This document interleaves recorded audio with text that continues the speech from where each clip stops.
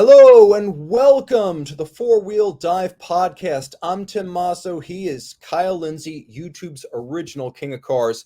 The podcast starts now.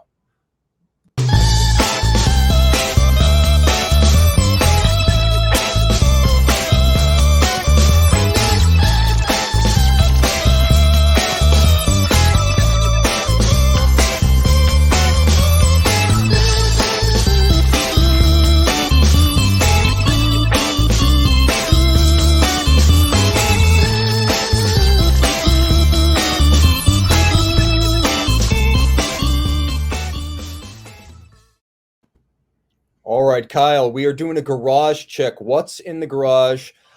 You've got more to say, so you're going to go first, but you got to tell me cars, projects, new acquisitions. Fill us in.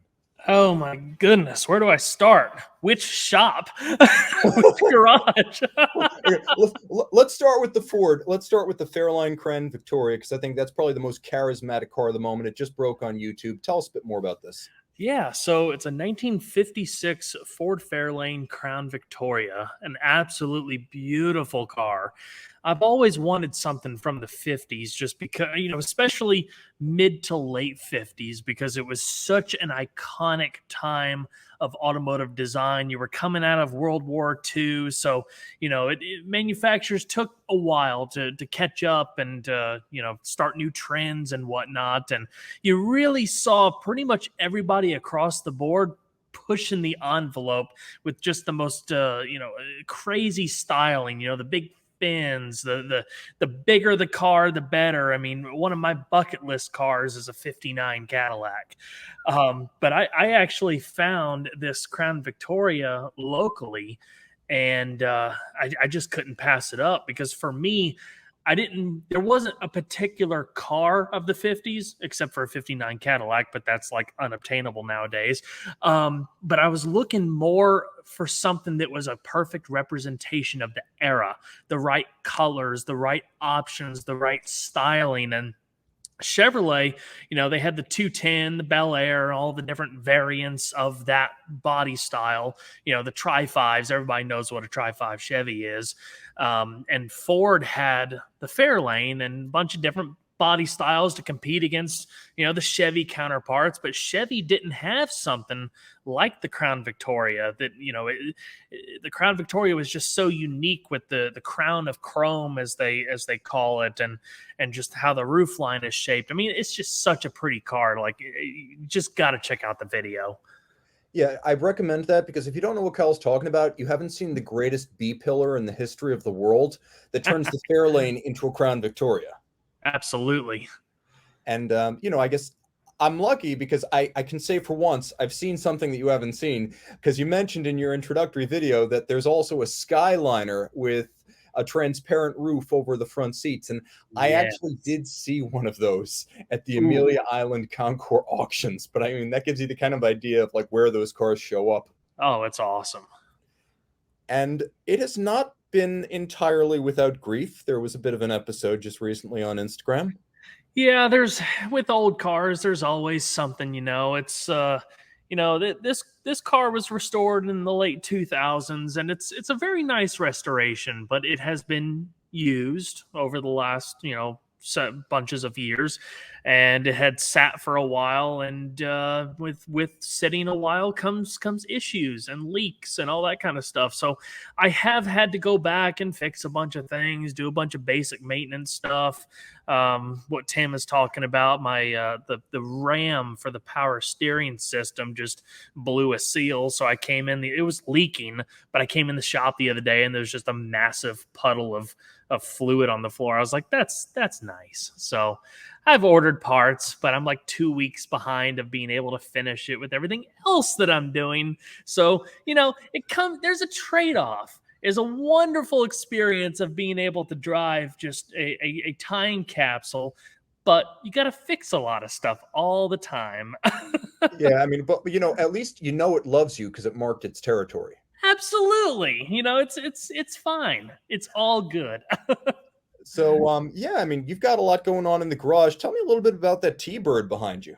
Yeah, so the T-Bird is actually one of our newest client vehicles for our my buddy and I's new shop, K&J Design and Auto Works. This car, I've got a video of it on YouTube. I'm working on finishing up another one. It's a one owner estate car out of New York. Very, very much loaded. Power everything.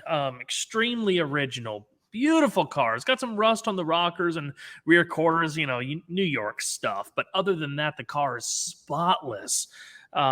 I'm really, really looking forward to making some more video content on it. I'm doing a lot of the basic service stuff in the first video. We got it running for the first time in who knows how many years.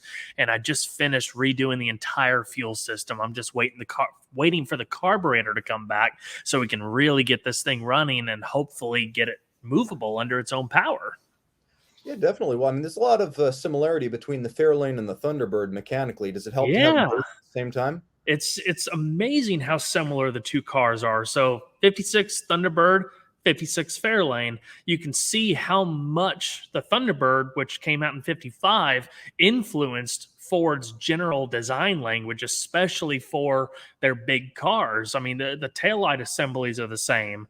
The motors, the Ford Y-block, are pretty much the same. The Fairlane has a 292.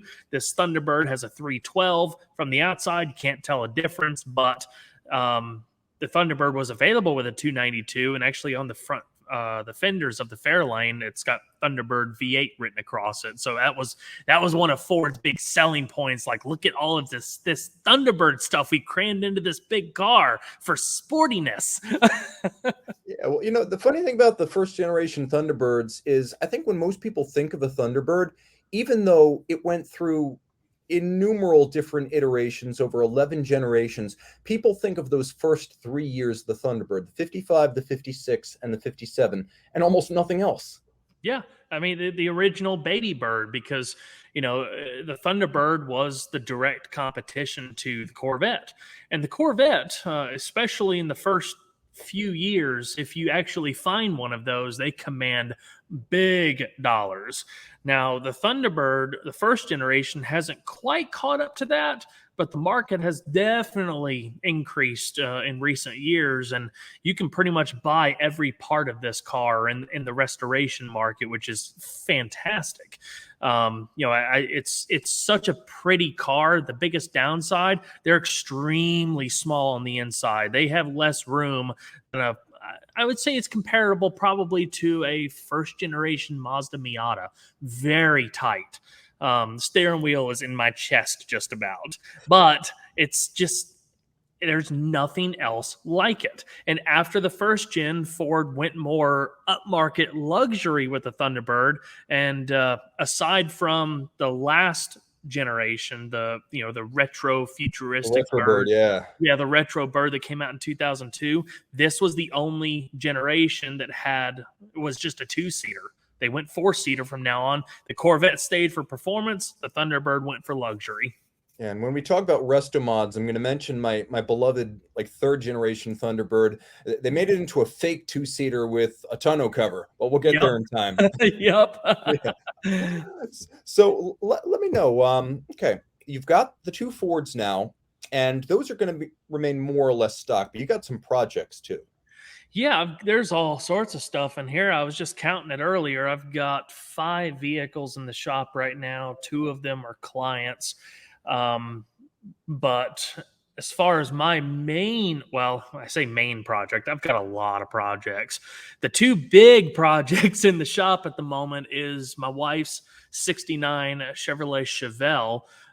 It's actually a 4-door. It was a regular old 307 Power Glide powered 4-door sedan, grandma special. It was her grandma's car, and she inherited it, and we decided to actually build a pro touring resto mod out of that thing, which nobody does on 4-doors. Every single person I've talked to said, "Are you nuts?" Absolutely. But so we've got that car, and I've got my 89 Nissan 240SX, which was my first official project on YouTube, which I should actually start diving into more in the next couple of months. We fortunately got a new sponsor, Autoleap. They have a shop management software that we use for K&J and stuff, but they'll be sponsoring the completion of the car. So all the body work and the cosmetics and the custom fabrication work that we still have to do to the outside. So lots of stuff in the works, and all the other projects are outside. Yeah. So before we dive into the Resto Mod segment of the show, I'll do a quick auto inventory of my garage because it's short Absolutely. for now. A lot of guys know that I'm an American car guy, and look, there are two great pillars of sports car enthusiasm in the world. There's Porsche and there's Corvette.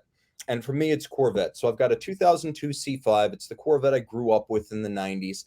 And I just wanted the most basic driving experience. I didn't quite have the budget for a Z06 at the time.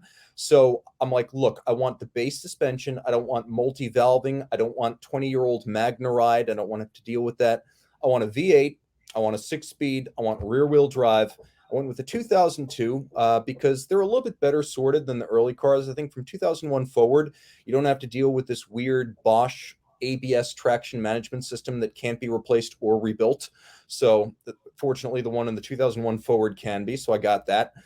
And it's amazing how good a basic car can be. It's 350 horsepower, 375 pound-feet, weighs about 3,250. So 3,250 pounds. But I can tell you that if you turn off the traction control in this car, you can scare yourself. We forget, like in the era of 1,000 horsepower EVs, how exciting a big, loud, stupid V8 with even 350 horsepower can be. Oh, that's the truth. I mean, people underestimate the value of just, like you said, how much fun a more basic car can be. And I mean, it's not a basic car by any means. It's just in relative speaking compared to what we're dealing with now, we're spoiled. We Like, are. I mean, we've got all-wheel drive, torque vectoring differentials, electronic stability control, traction control.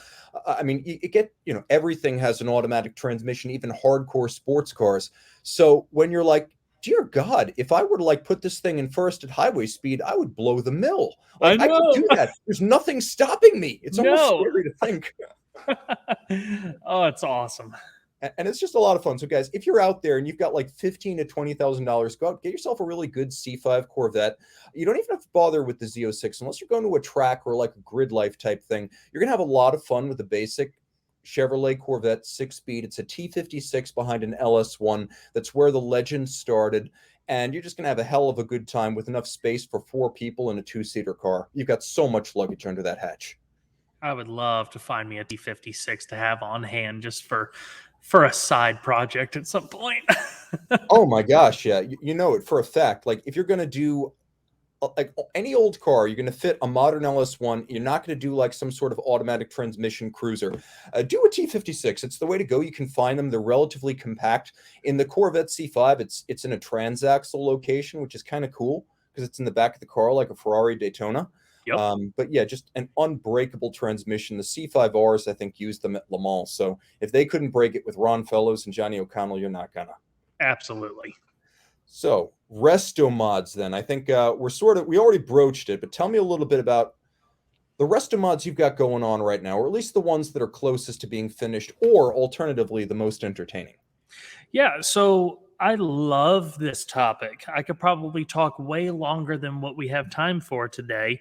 Um, First and foremost, I do think the word resto mod is overused. It Yeah. describes a specific type of build.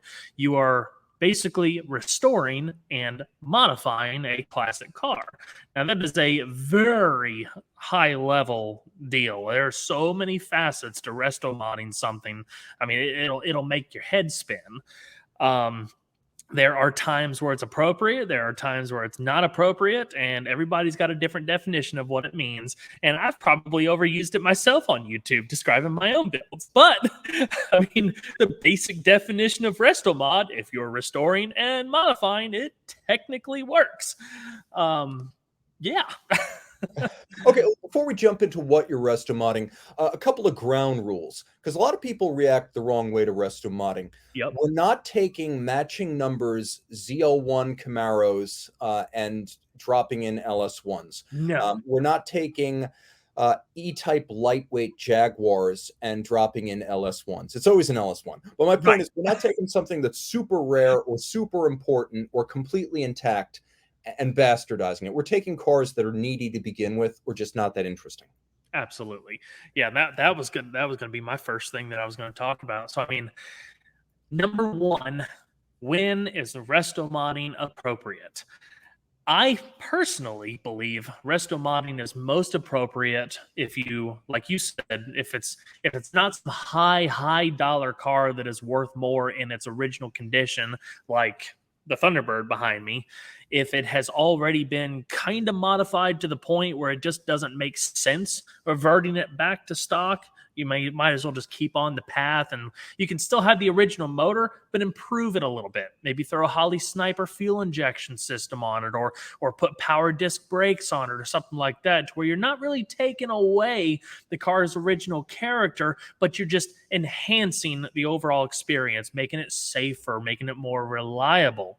But then you have certain instances where, I mean, let's say you have, just hypothetically speaking, a 67 Camaro that is a complete basket case, and it would cost as much, if not more, to do a stock period correct restoration than to do a LS swap resto mod. LS swaps obviously are, quote, overdone. A lot of people are tired of seeing them. I am not one of them. There is a reason they're so popular. They're good. They're relatively cheap, and there's parts everywhere. If you've got the skill to do something outside the box and stuff, go for it. But I love me a well sorted LS swap. But I love the idea of being able to take a car that has the potential to have new life breathed into it. So you basically have an old body with all new underpinnings. You can get in and drive it halfway across the country if you wanted to without worry. You can go to your local parts house and pick something up for it instead of hunting around. I mean, there's a lot of benefits to it. Yeah, and it's important to note that like there was a time, especially with old like e-body Mopars or like, 6970 Camaros that began life as something really timid, like a 6 or a 318 in the case of like an old Challenger. And we used to be in this position like back in like 2000, 2001, 2002 when I was, a younger version of Tim Masso. And there were really only two different ways to go with something like that. You'd build it up into some sort of a race car, or you would turn it into a replica of the car you wanted it to be. So you drop in like a 446 pack, or you'd find a street Hemi. And the problem with that was not so much that people didn't have fun with them on their own. It's that stuff like that started finding its way into the market, posing as the real thing. And with a resto mod, no one is pretending that old 70 Challenger is a real Hemi. No one's pretending that Hemi Cuda is the real deal. No one's trying to sell it at the equivalent price. You're going out, you're getting a crate engine, you're billing the car as a resto mod, and it's cool and it's fun, but it's not sinister. No one's trying to con anyone else. Right. Yeah, Yeah. So I no, mean, no, 100%. I mean, the biggest thing that I think a lot of people struggle with nowadays is not losing touch with the original history of the car, not taking away too much of it, and at the same time, making sure that the cars that are survivors, cars that should be preserved, are done so in the right fashion, or if it is going to be modified in some degree, that it's done the correct way and not a way that let's just slap something together to, give it a little something extra, but at the end of the day, it really doesn't do anything but cost you time, money, and headache. yeah, no, I'd agree with that. I think, there's a special place in the world if you want to build like a replica Bullet Mustang or, a Vanishing Point Challenger, which, historically is going to be either a 383 or a 440 because that's what they used making the movie. But aside from that, in general, the Restomod allows you to create something that maybe is the car of your dreams, without creating the hazard that comes with a very realistic looking like 446 pack car out on the road, potentially finding its way into the market. And that's what's great about the LS swaps, because you take the LS3 and everyone knows that it's cool to own a 62 vet with a fuelie. I mean, that's awesome. Fuel injection in 1962, 61, 60 is really neat. But if you find one of those things and it's clapped out and it doesn't have a drivetrain or the engine was blown years ago, you put in an LS3 and now you're not pretending that this is like an authentic fuel injected 1962. You've got something that's, first of all, probably a lot more fun than the original and very honest about what it is. It's car culture at its best, it's ingenuity at its best. And you know, then it's yours. You've created something unique. Yeah, I mean, with my case, I've got certain vehicles that I want to keep original for as long as the aftermarket and the parts supply will allow me. Like I've got a 1948 Ford Super Deluxe. It's a two-door sedan, original flathead V8, three-speed trans. The motor and transmission has been gone through before. Car's been rewired. I mean, I really haven't done any updates to it, and I love it. You cannot substitute the coolness of a Ford flathead V8.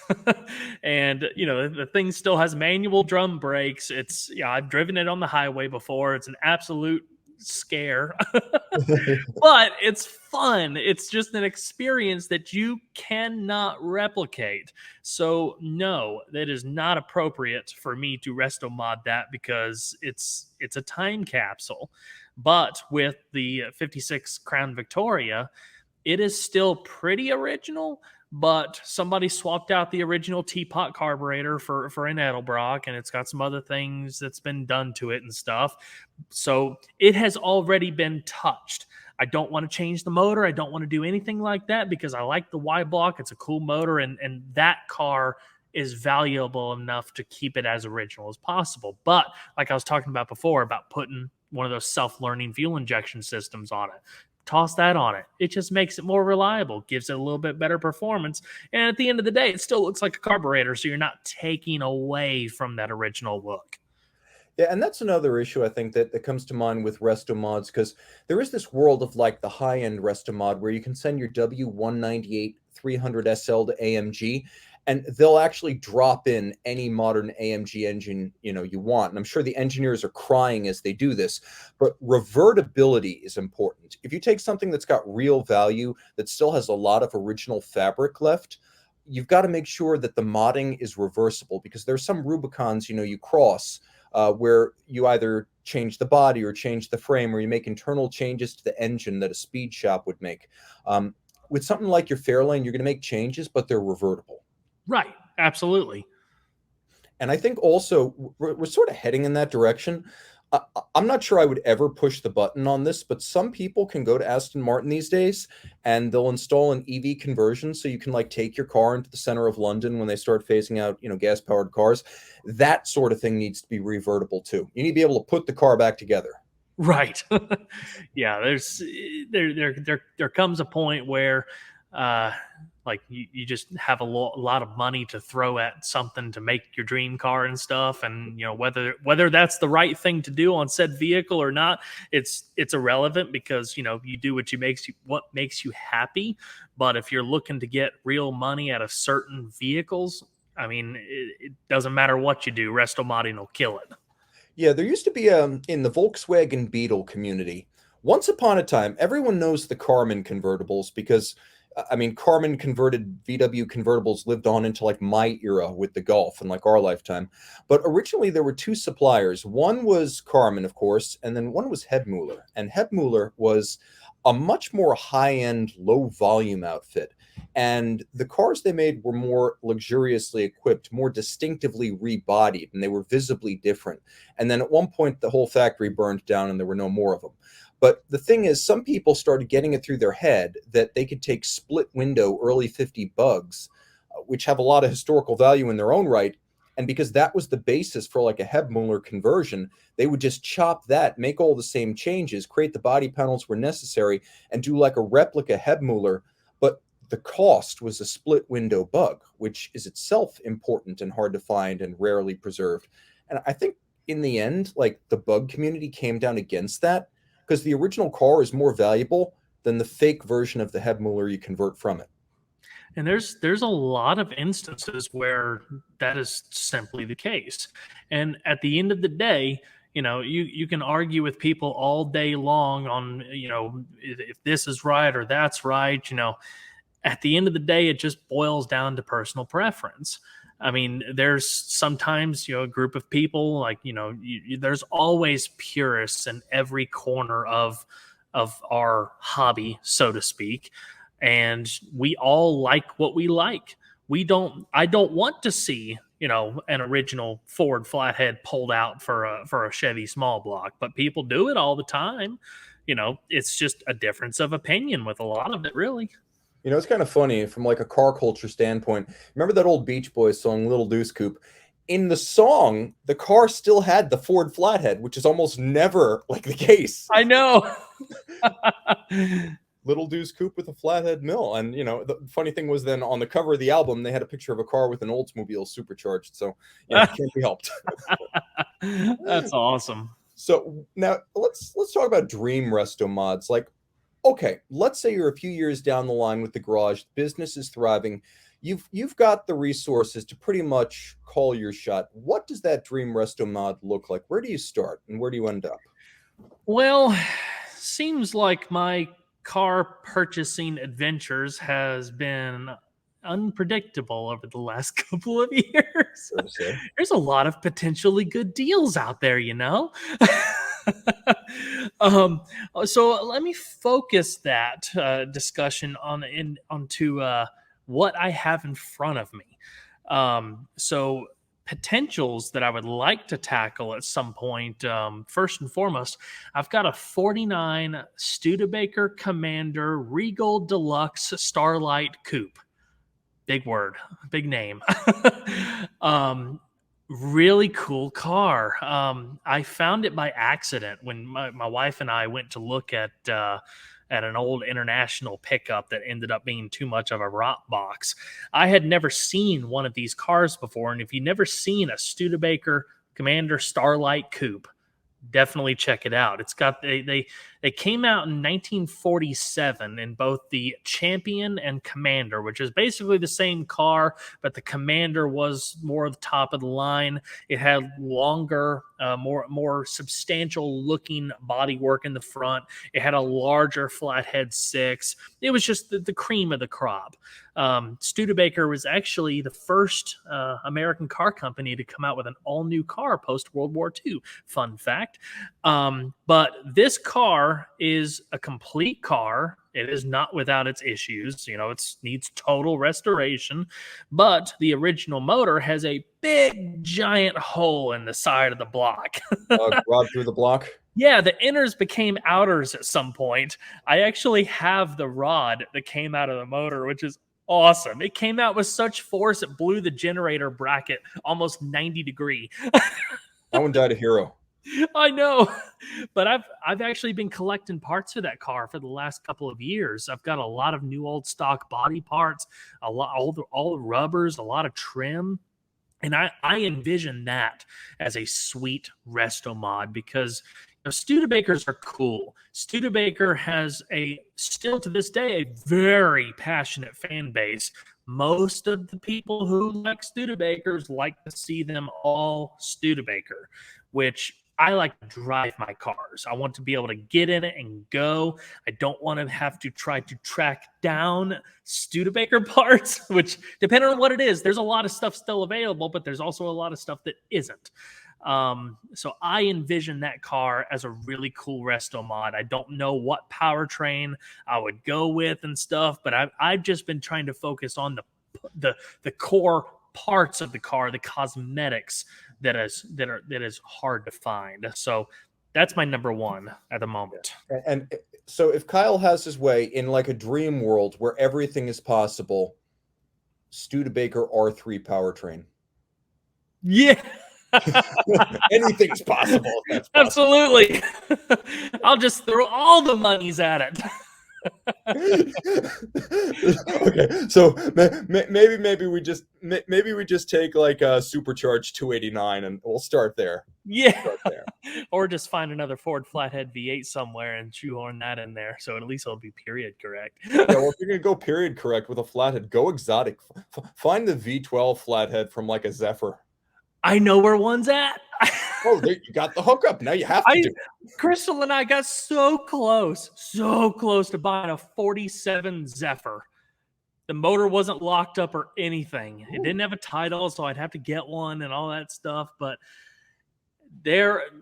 try to find parts for a 47 Zephyr. They're not out there. As bad as it sounds, guys. I was like, that car will rot in the ground before I ever get a chance to touch it. So I had to leave it where it was, sadly. But yeah, it basically looks like my Ford V8, just longer. Really cool. Add a few cylinders. Yeah, guys, there was a time and a place in American history when Ford was trying to make a V12 that was both exotic and affordable at the same time. And for a few years, they actually did it with the Zephyr. I mean, what a car. The earliest versions of it were super slick. The post-war versions were massaged by Raymond Loewy. All of them are cool. You just got to get over the idea of like a V12 with 110 horsepower. Yeah. And back to the when to decide if something's Restomod appropriate or not. Yeah. Like this Studebaker that I have, it's not worth much, sadly. A lot of Studebakers just don't pull big monies. So I mean, you either build it purist like because that's what you truly enjoy, or you build it full Restomod because that's what you truly enjoy. Both of which is going to cost a lot more money than you'll get out of the car at the end of the day. You just have to decide what makes you happy. Yeah, I mean that one's going to be one to drive. At some point, you'll find like a twin traction rear end, so it'll hook up. You'll probably wind up with something like a Golden Hawk power plant, and at that point, you can, in good conscience, go with like coilover suspension and disc brakes, and you'll be fine. Like at that point, no one's going to blame you for not doing that. Right. And if they do, oh well. Exactly. So I guess my Restomod, you see, here's the thing. Like most people think about taking a new engine and putting it in an old car. And the first thing I thought about when I thought about Restomodding is how much I loved the look of like the 9th generation Ford F-150 and that like early 90s F-150 design, fully fared, streamlined, looked so modern, and you could get body styles that aren't available today. Like today, I think you have to go to Mexico to find an American truck with a short bed and a standard cab. Back in the early 90s, you could still find those on an F-150. So why not take like a 1960s era solid lifter, like FE 427 side oiler, drop that in, and like create what the first F-150 Lightning should have been. That's cool. That'd be fun, right? Yes, it would. Yeah, and then you could throw on like some sort of a modern fuel injection system so it runs good and starts easy, and you've got a manual transmission, you've got rear wheel drive, you've got the lightest possible full size truck, and it's just like a redneck Ferrari. It's basically the opposite of conventional Restomod. That's sick. It's the opposite. It's the old heart in like a new car, instead of like a young heart into an old man, you put like an old heart into a young man. Both of us are old school at heart anyway, so that actually fits pretty good. Let's do that one day. Yeah, okay. We'll put that on. That's on the agenda. That's item number like 101 in the shop. Okay. Yeah. Okay. Hold that thought. So where do you go? So the Studebaker is kind of where this dream starts. What's going on? Because you've got a couple underway right now. Yeah. So yeah. I'm looking around the shop, just thinking, wow, I've got a lot to do. So I have a really hard time with overloading my mind of just everything. So in the immediate, I am trying to get through what I currently have. So I am in the middle of finishing my 89 Chevy S10 extended cab. That truck has undergone a lot of revisions over the last couple of years, but the final revision, it's got a 5.3 LS that's been slightly bored over. stage 2 cam and a bunch of other things. Really, really nice setup. Beefed up 4L60. It's going to have coilovers on front, modern wheel and tire setup. I'm in the middle of doing a complete custom sound system build right now. So that's going to be coming together in the next couple of months. I want to start diving back into Crystal's 69 Chevelle pretty soon, because that car is just going to be wicked sleeper status. It's going to be awesome. It's got a 6.0 LS with a small cam, full coilovers, Willwood brakes. I mean, a QA1 suspension. It's got all the big names. But I'm honestly most excited about the 240SX, because that has, like I said, that was my first legit project on YouTube, and I started that car when I did not have the skill to finish it. No knowledge, no skill, no nothing. I've come a long way since then and still have a long way to go, but the light is at the end of the tunnel. That car is so much fun to drive, and it's such a unique build in my eyes. 240s are everywhere, and they've been built every which way you can think of, but I love my car, and it's going to be so cool when it's done. By the way, guys, if you want to support the podcast, head over to Saab Kyle on the web. You can actually buy some merch with the 240 on it to finish that Yes, project for him. I appreciate that. That's our plug right there. Okay, so, I guess another Restomod idea. I don't even know if it's a Restomod, but it's a dream car of my youth. I always watch, like, I've got the C5 Corvette, and I watched Johnny O'Connell and Andy Pilgrim and Ron Fellows and all those guys racing in IMSA back in the early 2000s.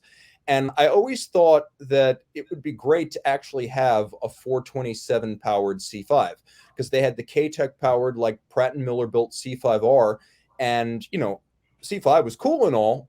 The Z06 was awesome when it dropped. But can you imagine having a 427 in the modern world?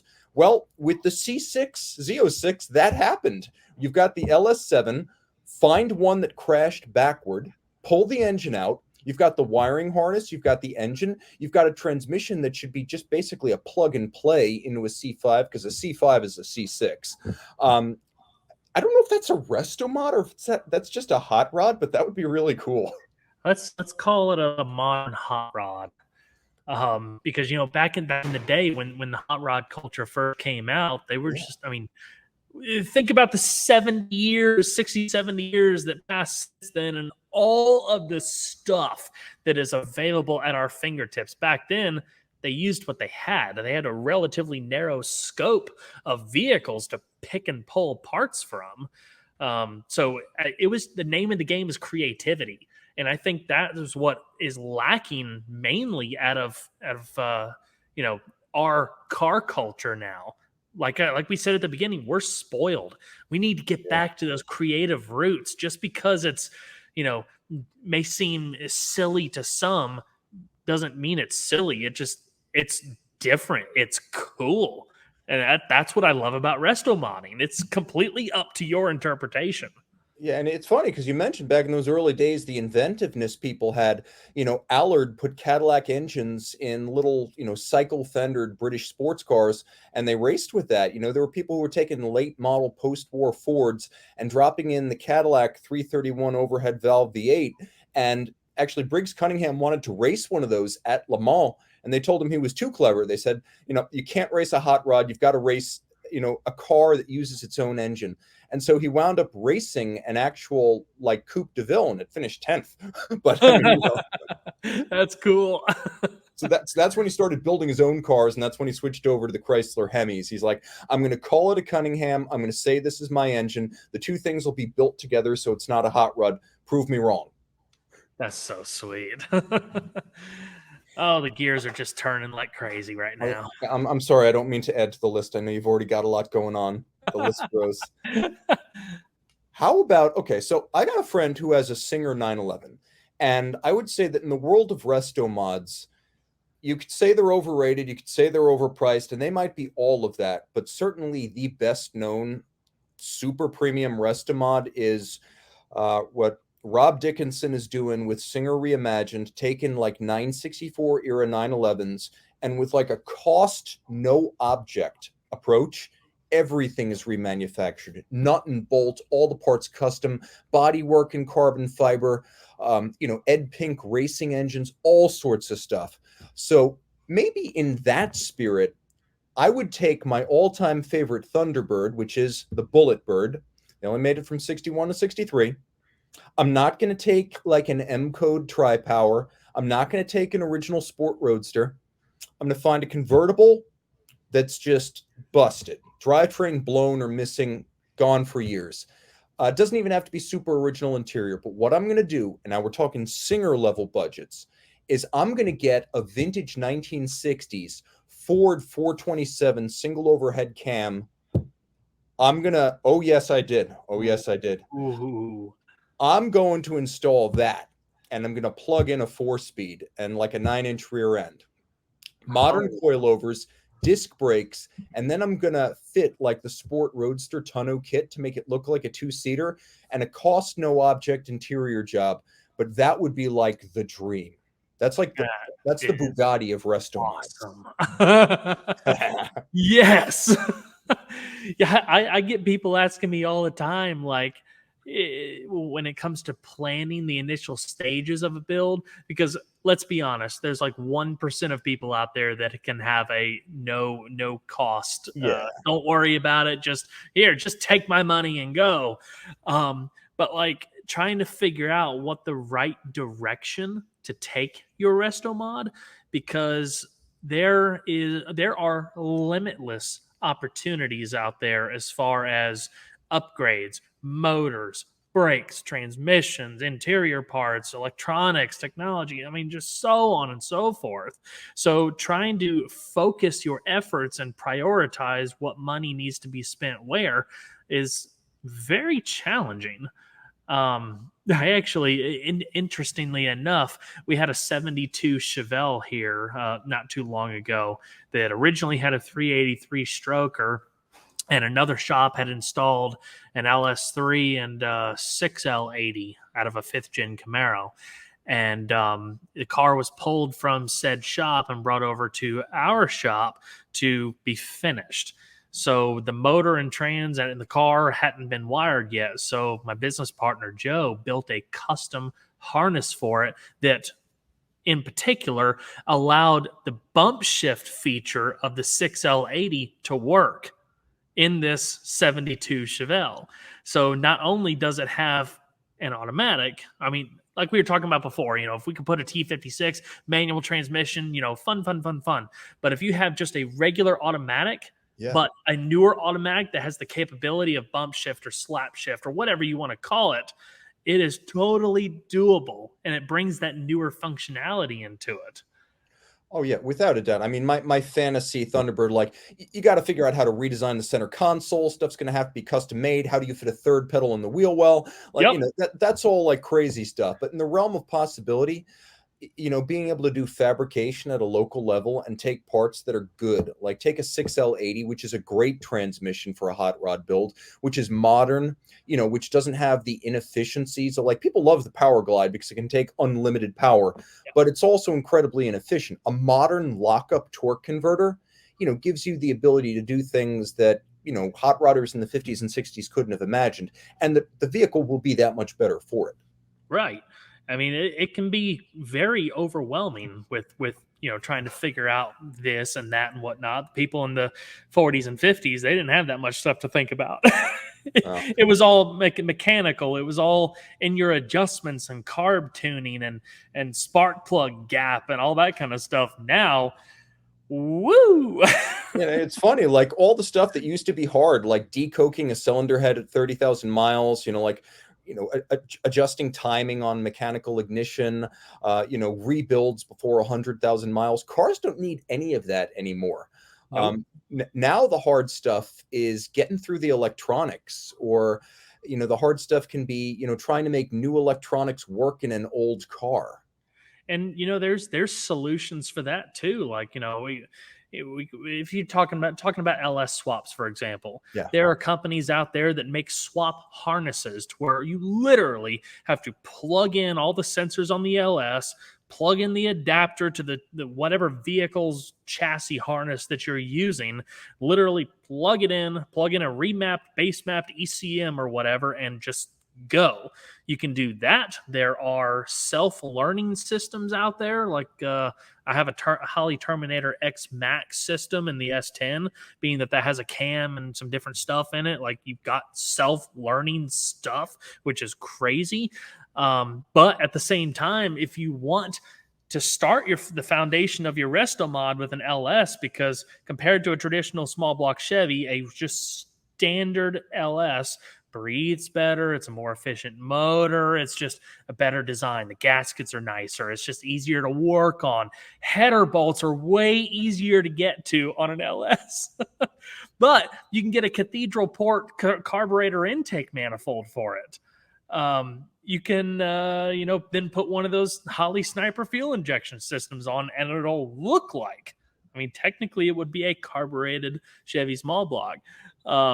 Gosh, I can just, I'm going on a tangent. There's all sorts of stuff. And you can have fun with like the Restomod thing without spending $1 billion. Like for me, the attainable Restomod, the thing I could actually like pull off myself, would be like take an LS3, take a 1970 Vet that at some point was like a 350 with an automatic transmission. The powertrain's gone. It's a C3. Even with chrome bumpers, people don't regard them that highly. The market just never happened for those, and I don't know why.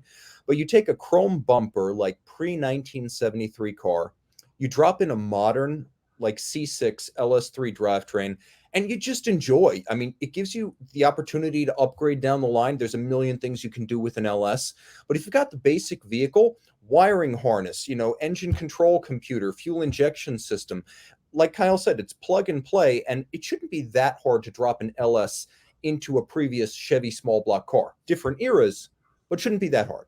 No, there's adapter brackets and all this kind of stuff. It is for even relatively novice people when it comes to doing this kind of stuff. Like, it may take you a little while, but it is absolutely doable. And the thing is, the way I justify stuff like this, like what we're talking about, and taking an old body and upgrading all of the other stuff, like, yeah, you get the reliability, the serviceability, and all that stuff, yada yada yada. But think about it for a second. You go and spend $60,000 on some new sports car of your choice, which is relatively cheap in today's market. Or you can take $60,000 and put into your dream, Corvette LS3 build right there. At the end of the day, you have something highly unique that you just can't go buy off the dealership floor.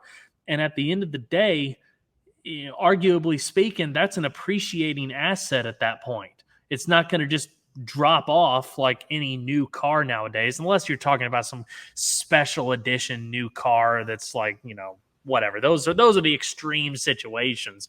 But you've got something that's an investment. Yeah, and I think people used to say, oh, well, a hot rod, it's a sunken cost, it's not worth anything. But that was before hot rods were invited to exhibit on the lawn at Pebble Beach. It's a genre by itself. Tell Chip Foose and Boyd Coddington that hot rods aren't investments. I mean, right. Anything done well is a good idea. Anything done well can be a really great thing in the car world. Unfortunately, I think there's kind of a generational gap too. Like, I think it kind of started with our generation, and it's even more distant, or whatever you want to say, with like, Gen Zers or whatever. Like, you have a lot of people that don't have, they didn't grow up in this scene like we did. They didn't have family members that had any kind of ties to these old vehicles. They've got nothing to relate them with. So, they may see this 56 Fairlane Crown Victoria and be like, oh, that's really pretty, but that's not something I want to own. It's got, quote, no performance, or, it's only got a 3-speed automatic. Like, there's nothing they can do with that. But I think the idea of Restomodding, with everything that we've been talking about, is a way to bring back the core hot rod culture for a modern era. It'll keep a lot of these vehicles that would otherwise just rot away in the woods on the road. Yes, we want to preserve history. Yes, we want to keep certain original cars original for historical value. But there's so many cars out there that are either, just to the point where, yeah, you If see what you're I'm going to keep saying? a car out of the crusher, like it Yes. might be that this old Challenger or this old Barracuda was originally like a slant 6 or a 318. Yeah. Does it have any value at like the auction circuit? Like the people who only want 446 packs, Superbirds, Charger Daytonas, street Hemis? No, it means nothing to that crowd.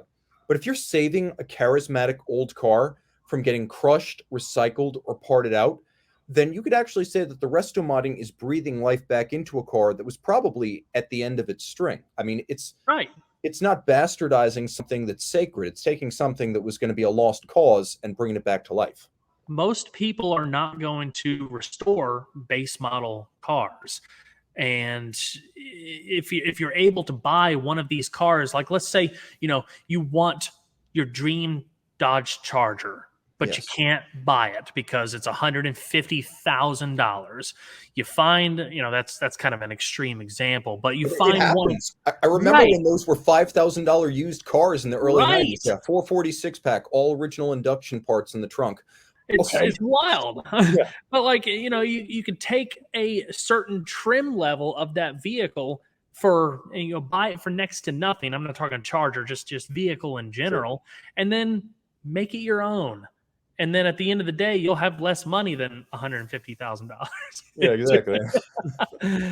So I got a question about a car that's been up and about on your social media, and I want to give you the last word here because I always thought that the 80s era Monte Carlo SS looked like the business. The Yes. reality of the performance never measured up, but to me, when I picture 80s muscle car, it's not the Grand National, it's not the GNX with their turboed sixes. I like those, but I think of the burble of the V8 of that Monte Carlo SS and what I imagined it would be like to drive. And you kind of lived that dream. Yeah, I'm still living that dream or nightmare. That everybody has a car that just seems to never play favor with them. That is my car. I've got an 85 Monte Carlo SS. It is beautiful. It's the dark burgundy with the claret interior, so it's like the burgundy on burgundy. And I bought it with good intention, but that car was war slap out. Ooh. I found valve spring retainers in the oil pan when I pulled it all out. Somebody just drove the crap out of that thing. But anyway, I wanted to do like a period correct resto mod. And so I ended up putting a new 305 in it, which nobody thought made sense, and I still don't think it made sense. But it's whatever. But the most important part of it, me and Joe put together a custom tune port fuel injection system for it with a custom standalone wire harness, upgraded ECM, with the prom chip and all that stuff because it was all like burned chips back then. You couldn't just hook up an OBD2 and program it. But it's got a lot of upgraded bolt-on stuff. It's because Monte Carlos, the SSs, they only came with the electronic controlled Rochester carburetors. They never were equipped with fuel injection. The electronic carbs were the closest they got, but the tune port systems were only on the Camaros, Firebirds, and Corvettes. So it's very unique. I really like how it turned out. And I had it just pretty much mechanically sound until I was test driving it the last time, and I think the transmission pump exploded. Yeah, it made a mess. So I have to park it, and I probably won't touch it for 6 more months or something. No, it's good because we got people all giddy and excited about this Restomodding thing, and then at the end we just brought them back down to earth. Yeah, just it's right when you're riding on cloud nine, this car is so cool and stuff, and then it's like, get back down there. You can't be too excited. Yeah, the transmission pump exploded. Oh So man. that's sort of where we are. We're going to revisit this topic of resto mods and custom builds, and of course garage arrivals. Because between Kyle and I, we've got like a motor pool in operation. We're not Yep. Hertz, but we're not far from it. I'm looking forward to it. So Kyle, folks want to find the Saab Kyle universe online. Where can they find you? SobKyle04 LLC on Facebook, Instagram, and Twitter. And if you just type in SobKyle04 on YouTube, that'll be the first thing that pops up. All right. I'm Tim. He's Kyle. Thanks for logging on. This has been the 4-Wheel Dive. Thanks for listening, guys.